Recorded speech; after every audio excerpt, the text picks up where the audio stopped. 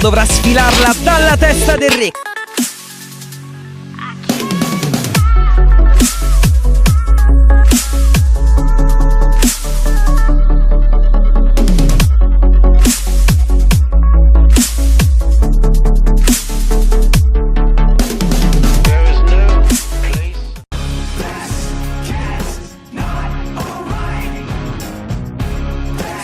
Buonasera e benvenuti al Circolo della Stella Azzurra, amici di Bannerate. Riparte la Lega Calcio a 8, questa volta sarà la terza giornata di campionato ad affrontarsi la Venere in Bikini, ospita in casa il Cottini Servizi Assicurazioni.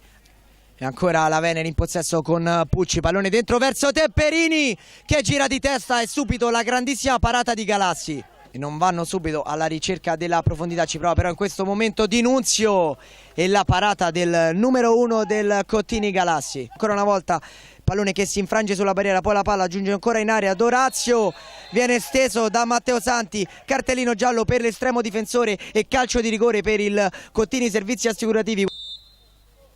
Va Dorazio con il mancino, il colpo sotto e c'è l'1-0 del Cottini Servizi quando siamo giunti al minuto numero 22. Passa la squadra in maglia bianconera, nuovo volto della Venere in Bikini, Lana Taura, ci prova Eusebio con il destro.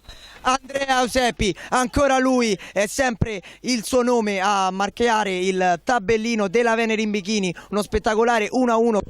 Dorazio ora punta Eusebio, se ne va anche sulla pressione di Temperini, prova con il mancino, che occasione, grandissima giocata di Dorazio. Ancora la rincorsa di Eusebio che va direttamente in porta e qui Galassi si supera, parata a mano aperta. Questi ad Anello, Anello dentro per Eusebio, è tutto solo Eusebio con il mancino, Valeriani si immola, che espelle un giocatore dalla panchina della Venere in Bikini. Non riusciamo dalla nostra postazione a indicarvi chi è.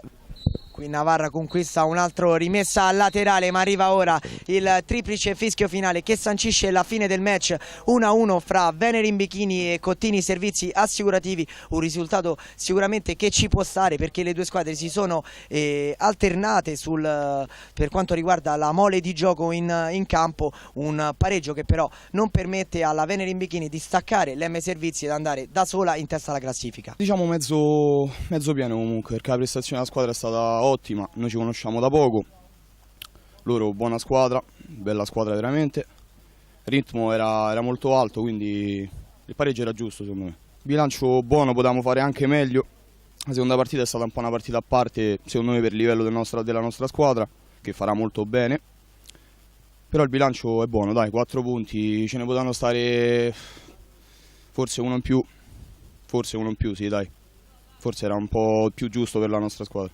Ho visto una bella squadra, ma lo sapevamo perché conosciamo tutti i nomi degli avversari e sapevamo che era una partita tosta, dura, di livello, è stato un ritmo dall'inizio alla fine molto alto, una bella partita. Era un po' compassata all'inizio perché erano bravi loro, ci hanno tenuto bene il campo, comunque per la prima volta che giocano qua hanno tenuto molto bene gli spazi, hanno chiuso tutto, quindi era una partita tosta. Poi dopo il gol ci siamo un po' sbloccati, però avevamo poche soluzioni davanti, oggi mancava Roberti, Midulla, quindi davanti avevamo solo Borci e avevano preso bene le misure ed era dura uscire cioè dietro hanno giocato tutti benissimo, noi davanti eravamo un po' compassati perché non avevamo tante soluzioni.